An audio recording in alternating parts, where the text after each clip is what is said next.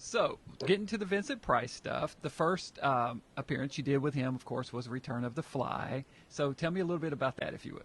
Okay, one day the phone rang and my agent said, get out to Fox. They're auditioning for a movie called Return of the Fly, sequel to The Fly. And off I went. And there were two other people, I think, after me. There were three of us up for a role. I hadn't seen a script at that point.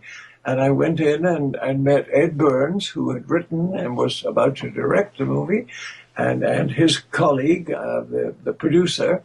And we chatted a bit. They handed me the script, and they said, just read this. You know, you haven't prepared for it, but we'll bear that in mind. But my old BBC experience of quickly learning scripts, it was radio, of course, BBC, held me in good stead. And so I apparently gave quite an effective reading of the one scene, and the two of them looked at each other and said, yeah, I think so. And they said, okay, the part is yours. And at that point I said, well, what part? You know, I didn't know. Then I found out, of course, that it was co-starring with Vincent Price. And I go back to Song of Bernadette, Laura, Dragon, you've Sure. seen them all recently. Yeah, huge thrill. And so we shot it in 13 days. It was absolutely non-stop shooting from morning till night.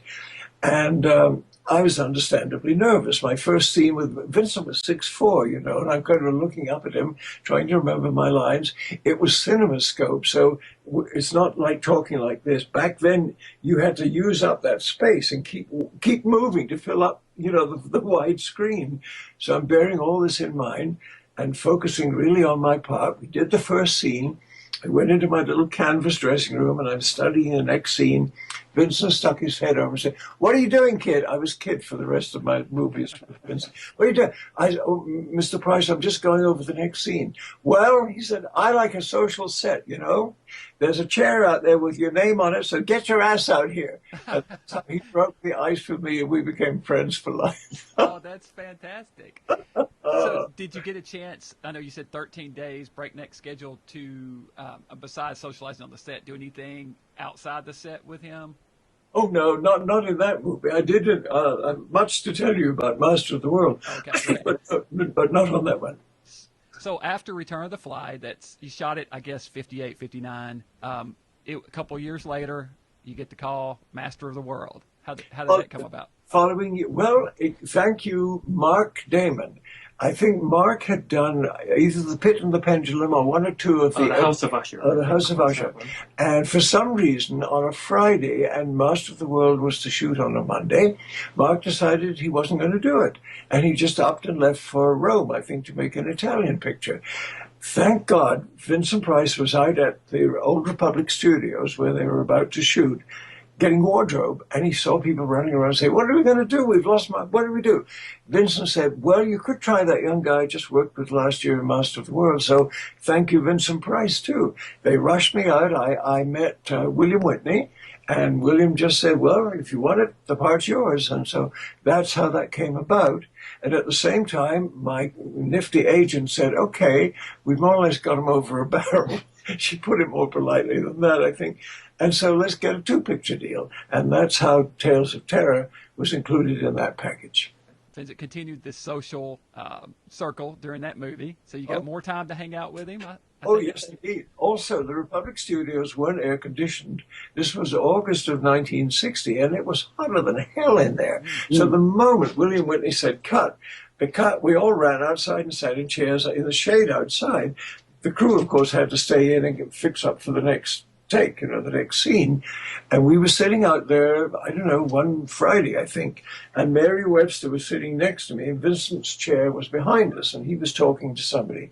And I was telling Mary, I'd just moved into an unfurnished house. I'd bought a bed, but I didn't have any other furniture. So I was going to spend the next day, in those days you didn't shoot on Saturdays, looking for furniture. So that was it. We went back and worked out the rest of Friday. My phone rang on Saturday morning. It was Vincent. Hi, I hear you need some furniture. And I said, well, yes, what? He said, well, I've got a lot here. Mary and I, his then wife, have this huge basement. It was a great mansion on Sunset Boulevard near Benedict Canyon, I think. So why don't you come out and pick what you like, and it's yours. And I said, oh, well, actually, Vincent, I don't drive. What? I had to come pick you up as well. So gruff, you know. So he spent that Saturday moving back and forth from his mansion to my little house and filled it, chairs, tables, cutlery, just the most generous of men, absolutely. And as he was leaving, and I'm saying, Guy, I'll never forget your kindness, you know. I was holding my female cat, and she reached out and scratched him, blood all down his right arm. And, oh, my God, which is what he said, too. He said, there, kitty, all right. But fortunately, it didn't show on Monday when we were back on the set working. But you know, he overhears me telling Mary Webster I'm looking for furniture. He fills my house with it the next day and drives back and forth across and drives Los back Angeles. and forth. Yeah, better learn to drive, kid. You said he hated being thanked. Though. Oh, he hated being thanked. But, you know, you've got to thank someone who's just filled your house with furniture. So I promised him I wouldn't embarrass him by thanking him on the set on the following Monday, you know.